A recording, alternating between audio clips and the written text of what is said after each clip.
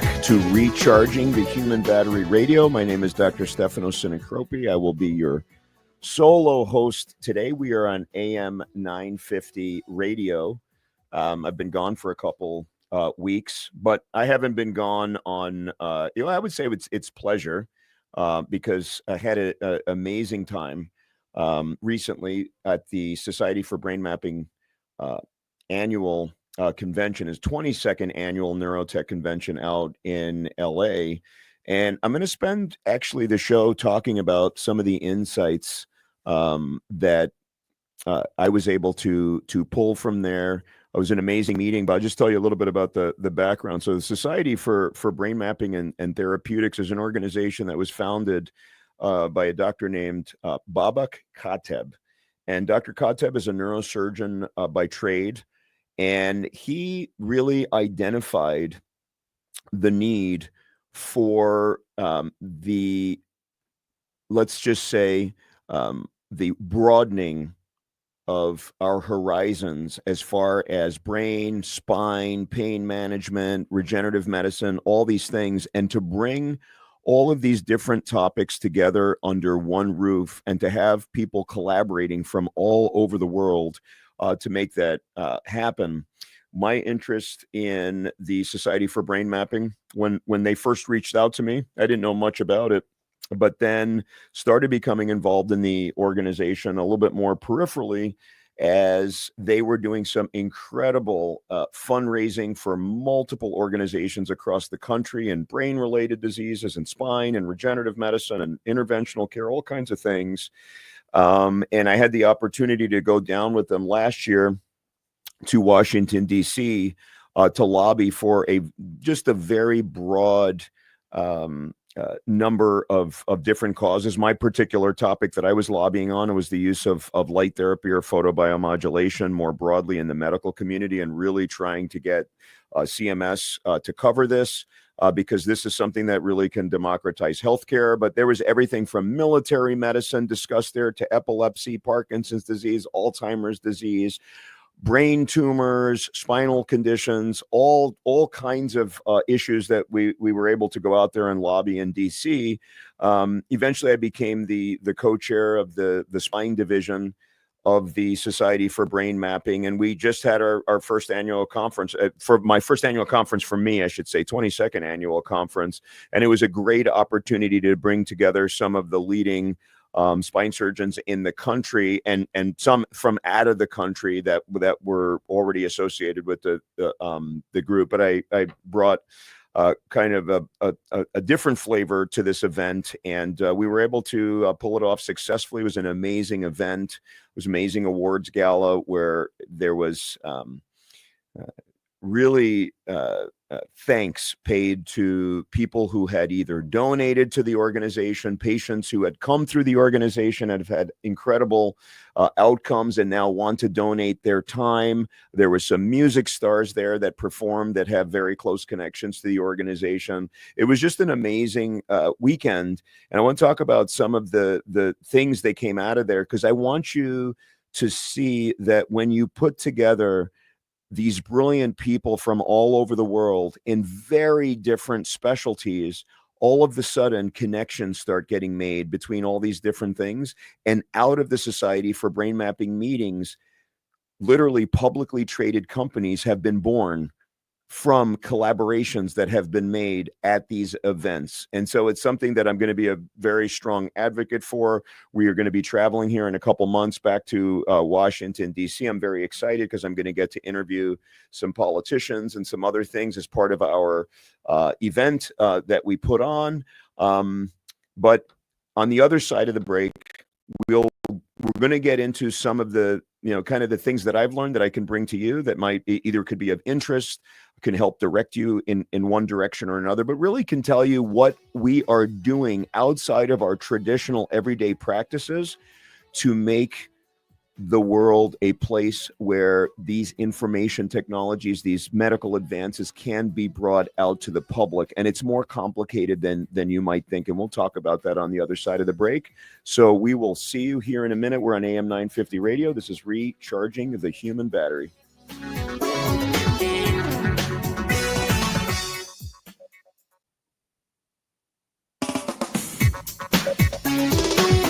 folks. Welcome back. We're on the other side of the break. We're on AM 950 radio. This is Recharging the Human Battery. I'm Dr. Stefano Sinicropi. And, just back from LA and fired up. Like I was saying on the other side of the commercial break, this Society for Brain Mapping event, it was really special. It was my first event there, and I got to kind of wear two hats at this event, which was really awesome for me personally. Very, very yeah, I didn't sleep, but other than that, it was an incredible event. So not only was I the co-chair of the spine division, so was able to run the segments, just make sure that, try to get the speakers on time, try to facilitate speaker sessions when we discussed a lot of just different topics among spine surgeons, neurosurgeons in my groups. Was able to attend some other lectures, amazing lectures on stem cells and other things. I'm going to talk about that a little bit. I was able to give a keynote presentation on the future of regenerative medicine, which was really an honor for me. But the really fun part for me personally, as I'm sitting here, doing a radio station, you guys know I have a podcast. I was able to do 9 podcasts when I was out there with some really amazing people. I'm going to talk about that a little bit. But the highlight of the event for me personally, and you'll see some of these clips on my socials, which some people are going to say, what in the world is this guy doing? But I had the opportunity of doing my best Ryan Seacrest impersonation out there. So I was the interviewer on the red carpet. So I got to interview this artist named Kiza, who was very big about 10 years ago. She's actually a brain injury survivor. And if you look at her video, one of her videos has 314 million views. Got to interview her on the red carpet. Got to interview a couple of other, pretty famous people, and got to interview doctors and patients and all these people and students and asking them about why they're there. It was just really fun. That was when you really get to, kind of unbutton your shirt and just have a great time amongst your peers. So that was just an awesome opportunity for me personally, but it was an even better show of force where people came from all over the world. I don't know how many countries were represented, but it was dozens and dozens of countries coming together to really share and collaborate on different ideas. So one of the things that is really unique about the Society for Brain Mapping, as opposed to most of the other conferences that I go to that are very specific to my specialty, it's very, very broad. And so very rarely do you get to be around people of all kinds of backgrounds. So just to give you just a little favor, I mean, I was able to see lectures on epilepsy. Obviously, I was involved in all the spine, lectures because that was my room. Stem cell, lectures. Integrative reflex medicine, which was something that was completely new to me. And I got to interview some really interesting people on that particular subject. We had lectures on light therapy, photobiomodulation, both for the body and for brain health. I had Dr. Theodore Henderson there. I had Dr. Scott Sigmund. And it was something where you'd have research optometrists and ophthalmologists and neurosurgeons, neuroscientists, orthopedic spine surgeons, physical therapists, you name it, occupational therapy, people that are just interested. You know what I ran into too? I ran into a lot of patients. Unfortunately, I did so many interviews out there. I ran out of time to get too many patients through the interview loop, but was able to connect with them. I'm going to have them on my podcast to discuss their stories. Some really fascinating stories out there. But nonetheless, when you get a collaborative group like we had, the different types of ideas that were being thrown back and forth. So just one example, which I'll talk about in a minute, but Dr. Loring, who is Jean Loring, and you can look her up. She's a PhD. She's world-renowned stem cell researcher. She's currently at the Scripps Institute.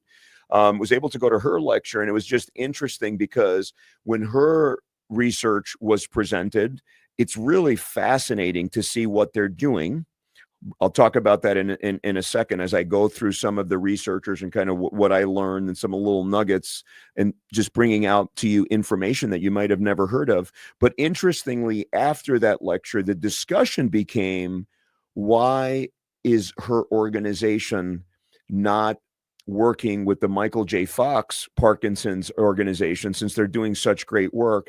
How do we get that collaboration going? So out of that, all these different things were going, and people were like, oh, I'm familiar with this, I'm familiar with that, and other organizations that are doing Parkinson's. Because one of the things that happens with these organizations like the cancer societies and all these others, the problem is they're all doing great work, but they, like we talk a lot about on this show, they get into their silos. And so, the Michael J. Fox organization, they tend to, focus on X kind of research for Parkinson's, and another organization might focus on that, on another thing like STEM, and another organization might focus on some other part of Parkinson's. How do we collaborate amongst these organizations to really do that? And that's what comes out of the Society for Brain Mapping. So, for example, next year we're going to have a lot more on stem cell therapies, and may do an entire track just on stem cell and regenerative medicine, which is going to bring even more renowned experts together, all sitting around and saying, hey, how does everybody collaborate together to push it forward?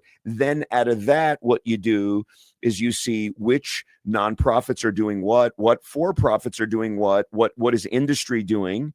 And then you can have a more cohesive approach when it comes to making policy. And a lot of policy has been shaped by what the Society for Brain Mapping is doing. And it's really fascinating, because you can have the smartest people in the world and they can come up with these incredible things, but if they can't get funding, and if we can't put in policies that allow these things to even be spread to the public, it doesn't go anywhere. And that's why it has been so frustrating for me as an outsider to watch this, because we hear about these great research results, and then we're wondering 12 years later, nobody's even getting it, other than like these little studies, nobody's getting treatments. So how do we start fast tracking some of these things? So it's really an honor and a privilege for me to be part of this organization, and I'm going to get more and more involved as I help them. And again, I'm really excited about going down to DC, and not only functioning as a lobbyist for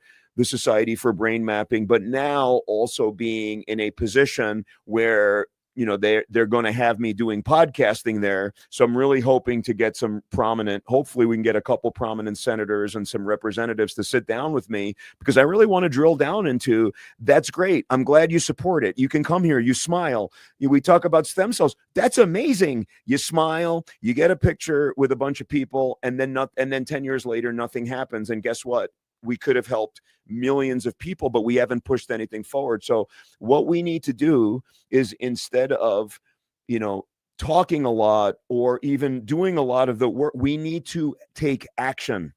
And that's why in my life, I want to be involved with organizations that are actually going to push the needle.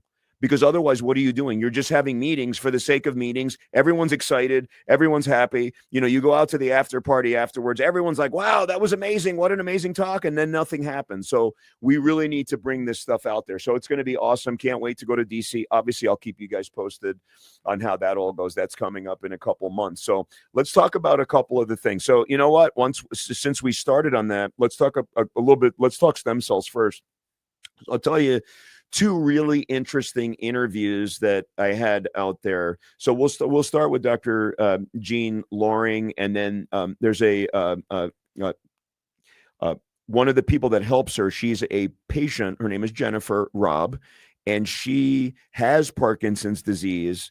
She became connected with Dr. Loring and was so excited about the work that Dr. Loring was doing, decided to become basically a chief advocate for it, is also the president of something called Summit on Stem Cells, where they do all this, they go up like Mount Everest and raise money and all these other things. But very interestingly, she helped Dr. Loring raise a lot of that initial dollars to get these projects started when there was no money, when funding had dried up.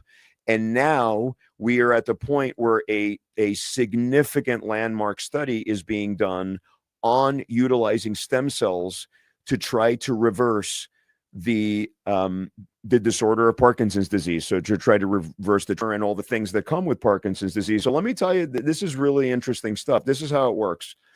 So what they do is they take stem cells. Now, again, this Dr. Loring, world renowned, like in any stem cell circle, she's known.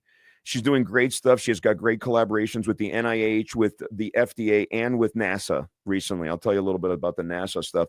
But what they do is they take skin cells. Okay, these are dermoblasts, dermal fibroblasts, and they utilize genetic engineering to convert those cells, your own cells. So for example, you can take her cells or my cells and convert them into stem cells, pluripotent stem cells, and then make them become, in this case, brain cells that work and can function like brain cells, so it can produce dopamine.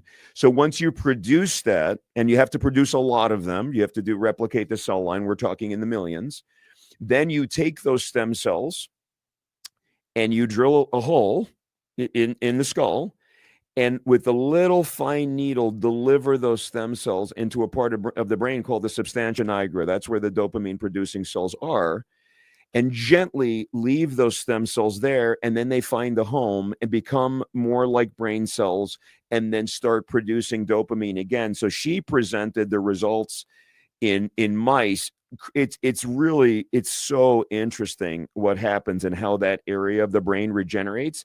But now they have several patients enrolled in the study, and they're just about to release it. She could not tell me the results of it, only that it's really, really good, because the actual results come out here this month, actually in March. So really exciting stuff. I'm looking forward to it. And they think that if these results are so over the top, then it'll get fast tracked by the regulatory bodies like the FDA to really jump to much bigger trials. And then on from there, it could be ready potentially to be implanted in millions of people that have Parkinson's disease not too long in the future. We need to move these things along, and that's where the Society for Brain Mapping. But the really cool thing that you might find of interest is that they got a grant from NASA. So of course I had to ask her all this stuff about NASA on the podcast because it's just interesting, right? And so she got a grant from NASA to study what happens to these brain cells in space and how space affects aging.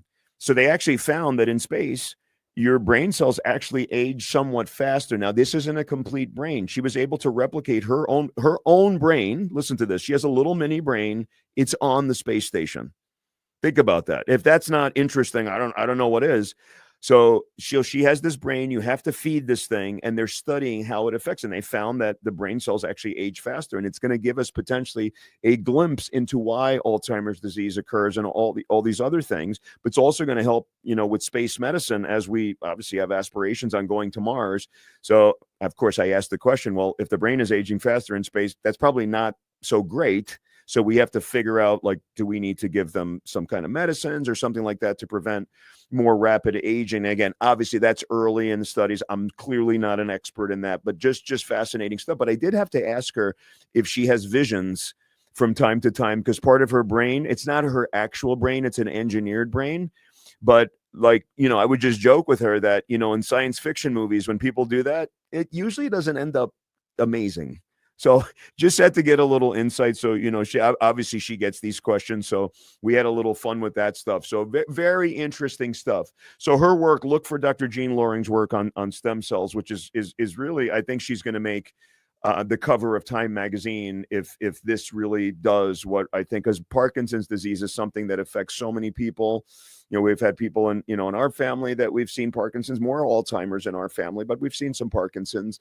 But almost everyone knows somebody that has some kind of Parkinson's disease or knows of somebody. So it's something that we really need to tackle. So speaking of stem cells, I was able to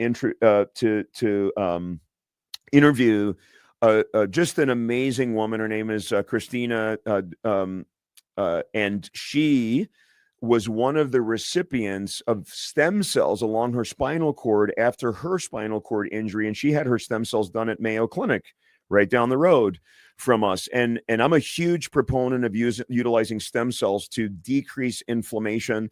And I think it's going to be incredible in spinal cord. So there's studies both out of Yale and out of Mayo with their small studies. She was one of the patients that show really significant improvements if you put stem cells next to the injured part of the spinal cord. Now, in the future, it's going to be very clear that the earlier you deliver the stem cells to that area, the better recovery you're going to get. Now, Christina had her stem cells put in It's the craziest thing. So she found out about the study pretty late. They were like looking all around. She was enrolled in the study one day before her 1 year anniversary from her injury. They were able to push it through because the criteria in that study was you had to be within 1 year, because technically you're still on the early side. When I say early treatment, I mean like days, like immediately, something like that, as fast as we can. And but that we'll save that for another discussion. But let me tell you Christina's story, which is really fascinating. So she was having a normal day, and she was having a great day with her friends and was out in a parking lot. And she just happened to be standing on the third floor, and she was on the edge. And again, these things happen in milliseconds, and we all hear stories, right? We have, if you watch the news, you're going to always hear some crazy thing that happened. She fell backwards off of a fourth story directly onto her head and was immediately paralyzed. So she had multiple fractures in her neck. Apparently she was conscious through this whole thing. She doesn't remember it at all. She's got some amnesia. The first thing she remembers is waking up in the hospital, technically, but again, she was told that she was awake and talking. She just doesn't remember any of it. But the only thing she could do is shrug her shoulders. That's it. She has just a little flicker of shoulder shrug, but really wasn't able to use her arms at all. And so at that time, she was considered what we'd say a C4. So we do the levels by cell. C4 is above. So your deltoids, which are controlled by C5. So she was a C4, which means that even her deltoids were hardly working, maybe a little flicker, and that's it. And so then eventually she underwent and she talks about her heart-wrenching story about how hard it was, and even talked about that she was asking about, assisted suicide, and whether there was somewhere she could go to legally, take her own life, because she's like, I want to live a vibrant life, and I'm not going to be able to do it. And this happens with a lot of spinal cord injury survivors, because you don't know what to do at the beginning, and it takes a lot of counseling and, a lot of support and things like that. But eventually she kind of got out of that dark hole. And again, she still wasn't moving anything at that time, but she started having some improvement in her a little bit here, a little bit there, and finally was able to see the light a little bit, and had great parents that were supporting her. It's a great story. Please go and watch the podcast when it's released, the Wellness at the Speed of Light podcast, which you'll see her story. And it's pretty heart-wrenching. She's just an amazing person, but she ended up getting stem cells at Mayo Clinic. I believe, I didn't ask her the exact number, but I think I've asked her before, because she does a lot with the society. I believe she was patient number 6 enrolled in that.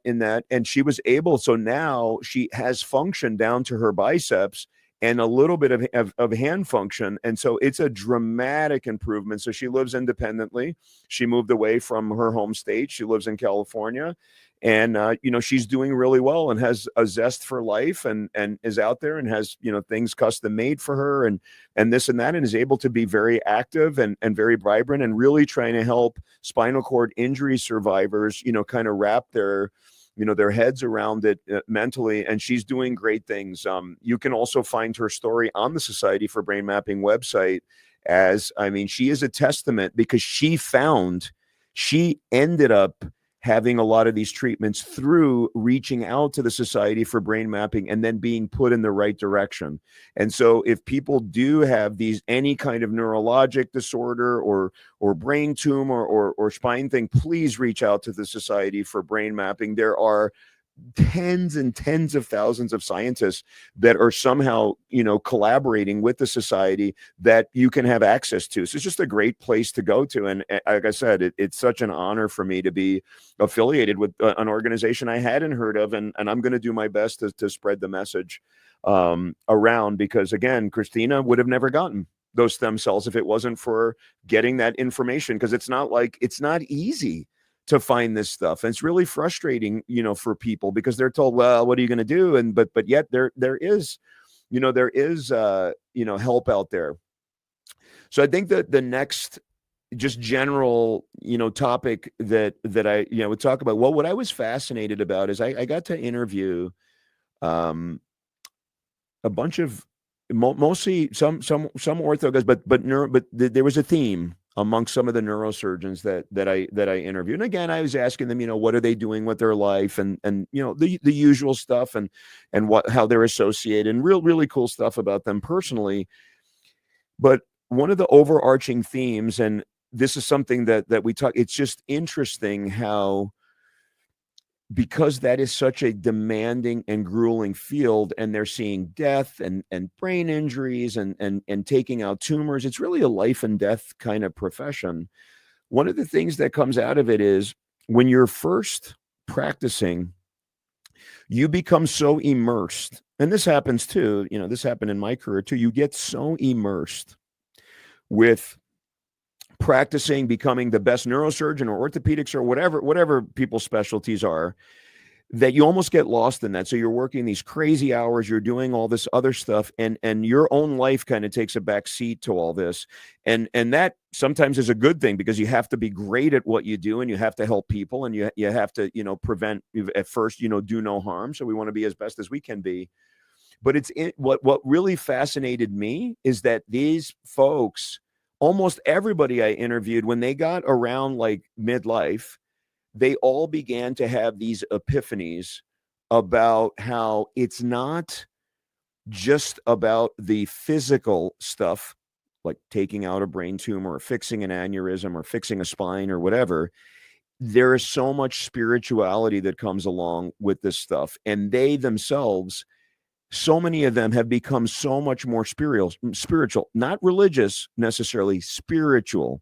So incorporating spirituality and understanding, there's there, and people interpret it in a different way. There's a source. Like, this stuff can't just be because of whatever. And again, there's a lot of people that, and again, even in this conference, because I talk to people from all walks, of staunchly religious people to staunch atheists.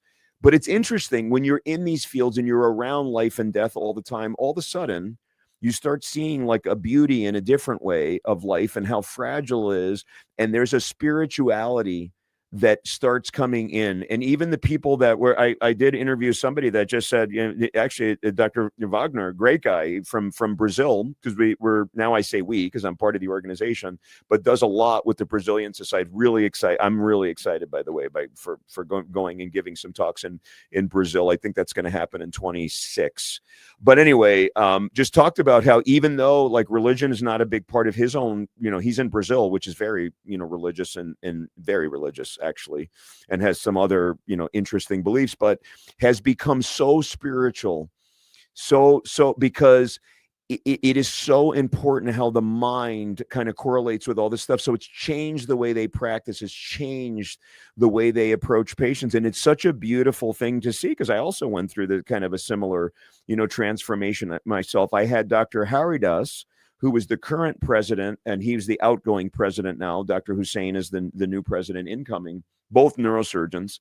But Dr. Haridas talked about his own transformation and how he is from the Indian culture. And so he's very used to kind of the spirituality, but how much more his own values have come into order, and how much more spiritual he is, and how much more he believes in this kind of source that gives life to all things. And again, we all say it differently. I like source because that's something that Oprah uses, right? She says it's the source. There's something holds this all together, because this is an aside, something that kind of gives me goosebumps when I talk about it. But you know what scientists haven't figured out?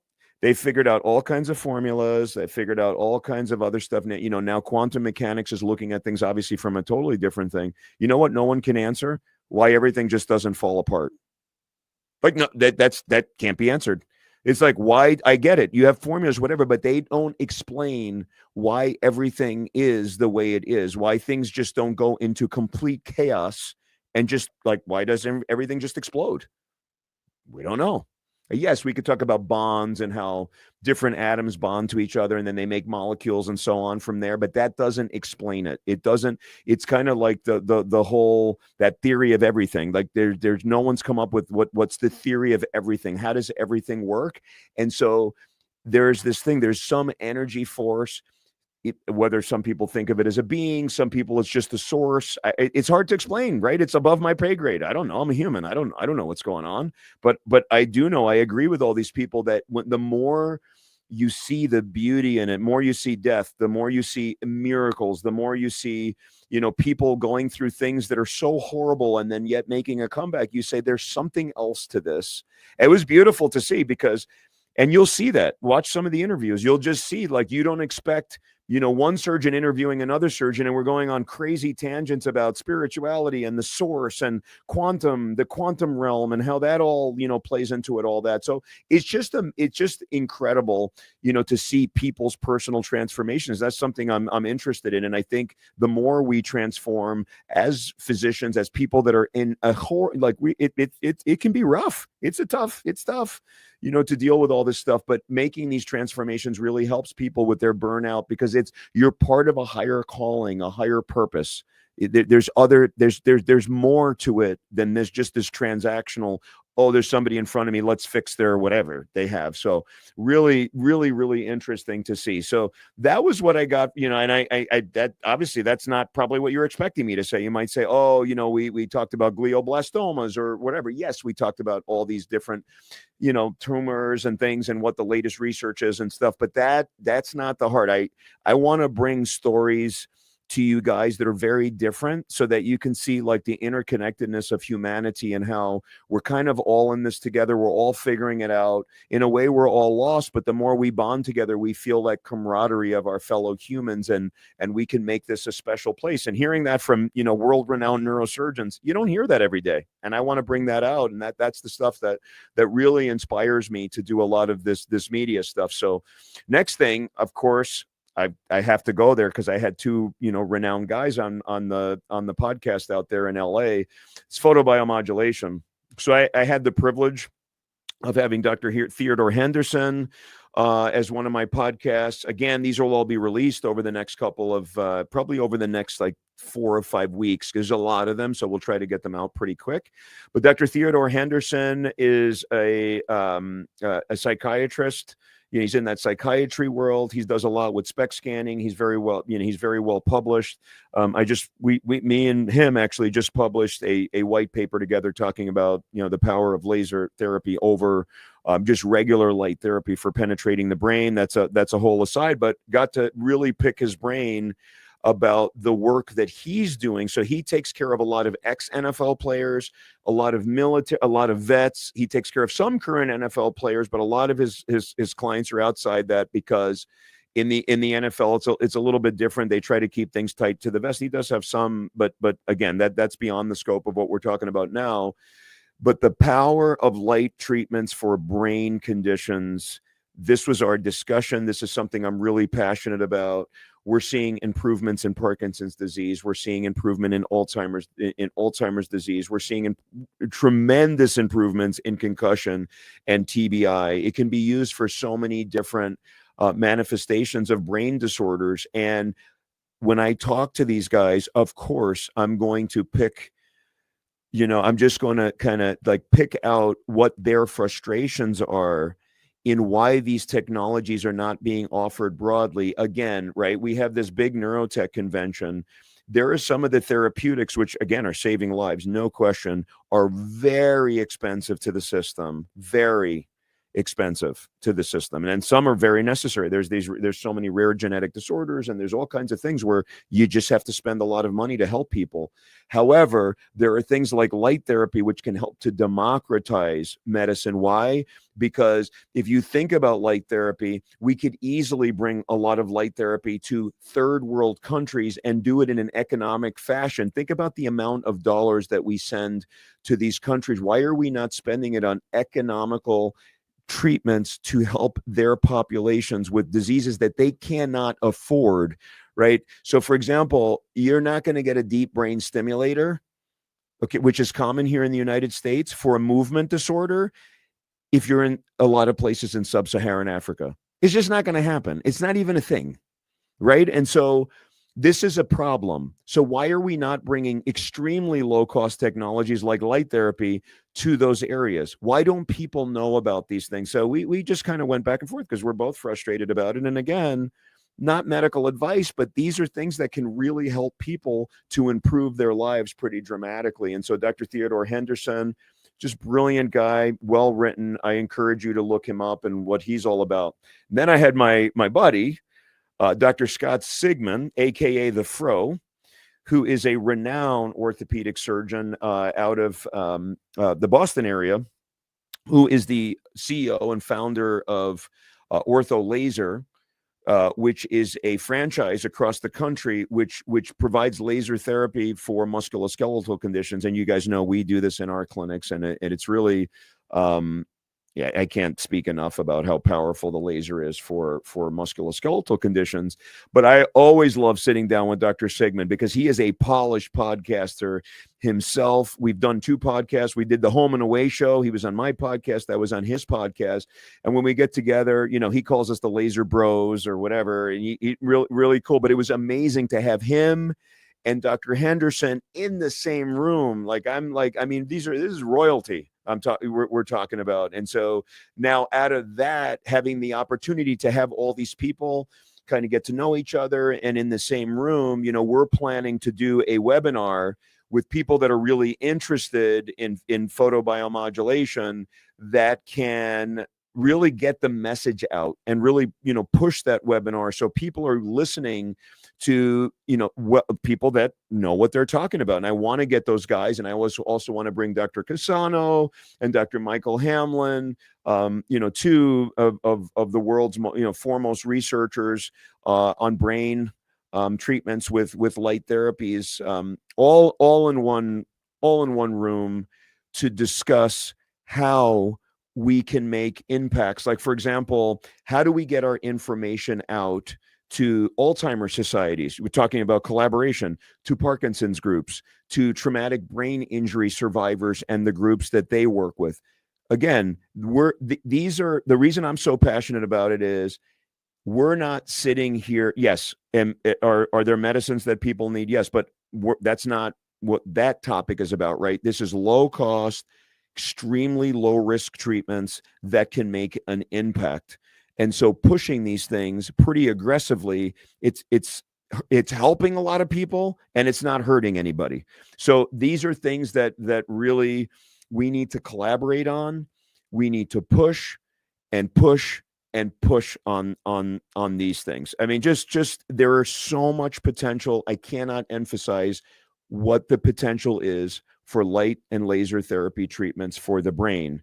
And I have a TED talk coming up at Harvard in so I'll give you the exact date because it's all official, on April 26th, TEDx at Harvard. And I talk about light and laser therapy and how it's going to revolutionize some medical care. Again, it's adjunct to other treatments. It's not nothing is the answer to everything, right? But the way I start that is I discuss a patient that we had in our clinics who had 9 months of concussion symptoms, was crying, could hardly get his words out, was slurring his speech.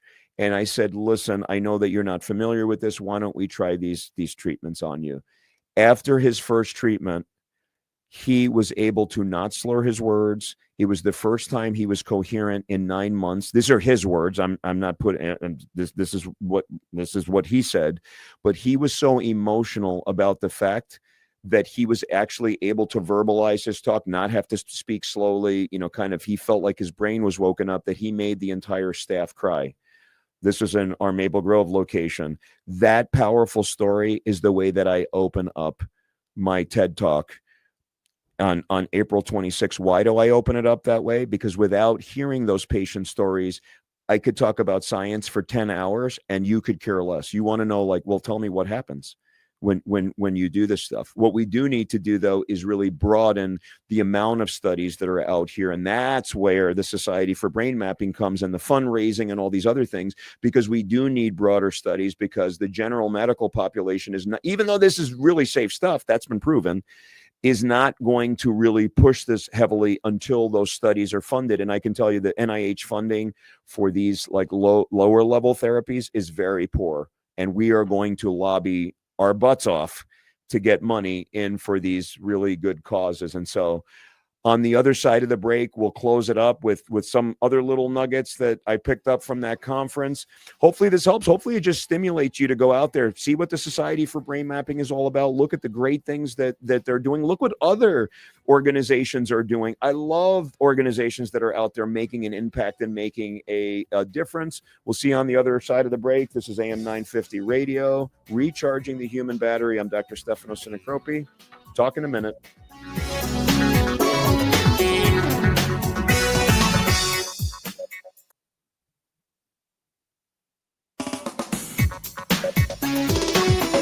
All right, welcome back to this last little segment of Recharging the Human Battery Radio. Thanks for sticking with us. We're here on AM 950 Radio. I'm Dr. Stefano Sinicropi, and I could not be more fired up about coming back from this Society for Brain Mapping meeting where I got to really interact with brilliant people from all over the world. It's just amazing. The more you talk to people, the more it stimulates ideas, the more you figure out, like, what are we doing? Like, what are they doing in Brazil? What's going on in Ecuador? What are they doing in Japan about this? How do they feel about stuff? How do cultural backgrounds influence the way that people think about certain things? So, for example, one of the things I love to talk about is spirituality, meditation, deep breathing. When you talk to somebody from Asia about that stuff, they're like, yeah, I was doing that when I was 7. Like, it's normal to them. When you talk to some people in America, yeah, maybe they heard it casual. Not everybody. Trust me, there's people that are very into yoga and all these other things. But most people, they don't really know a lot about it. They don't understand what the biochemical reactions that happen in the body that can stimulate just tremendous changes in our physiology and really help us. So it's this combination of the physical and spiritual that can have a huge impact. So it's so interesting to see how different people interpret different things and how different ideas take off, and not only in different countries, but in different pockets of the United States. Because if you look at certain things, like, for example, stem cell therapies are way more common on the coast and in the South than they are in the Midwest. Things like it's just interesting to see how different ideas, get thrown around. And the other thing is, and again, I don't want to get deep into the weeds, but as me personally, having the opportunity to serve as a co-chair and bringing in these speakers and having other speakers that the other co-chair brought in, again, from all over the world, really having these stimulating discussions with my co-surgeons in my specialty, and then bringing in thoughts about things that I'm doing and they're doing outside of traditional medicine. It's really interesting because sometimes we think that we're the only ones that are thinking outside the box. And then you go to a conference like this and people are thinking outside the box. But the cool thing is they're thinking outside the box in a very different way. You're thinking outside the box. And then you say, wait a minute, I'm doing this, you're doing that. They're both working. Why don't we put those two things together and see how we can, build, like, collaborate? And so the amount of collaborations that I had, so I have to return so many, texts and emails now, because we all want to collaborate with each other. So everybody's really excited. And to be honest with you, got to strike while the iron is hot, because then we go back to our normal lives. We have really busy weeks of surgery and doing whatever we're going to do. And next thing you know, it fades, and then you don't see them until the next meeting. So hopefully I stimulated you guys in whatever profession you're in, wherever you are, to go outside of your own silos, your own box.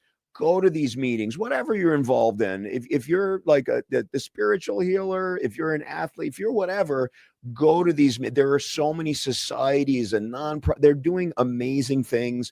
Go there, learn all you can. We've got one at bat at this thing. Why would we not want to pick things that we really love and go all in and learn everything we can with this little short life that we've been given? That's how we're going to push forward, make humanity better, make this a better place. There's a lot of misery and suffering out here. It's been like that, by the way, since the beginning of time. But how do you make it better? By collaborating with your fellow man, by being great to each other, by helping each other, by healing. And sometimes healing is just like listening to your neighbor because they're in a bad spot. That itself can be a healing conversation. So Next time, we will talk maybe about a couple of the other interviews, get back into our hardcore health and wellness and how you can be CEOs of your own healthcare. Thanks for joining us today. This is Recharging the Human Battery Radio. I'm Dr. Stefano Sinicropi. And as always, we are here on AM 950 Radio, bringing you the latest in health and wellness on this program. Have a wonderful day.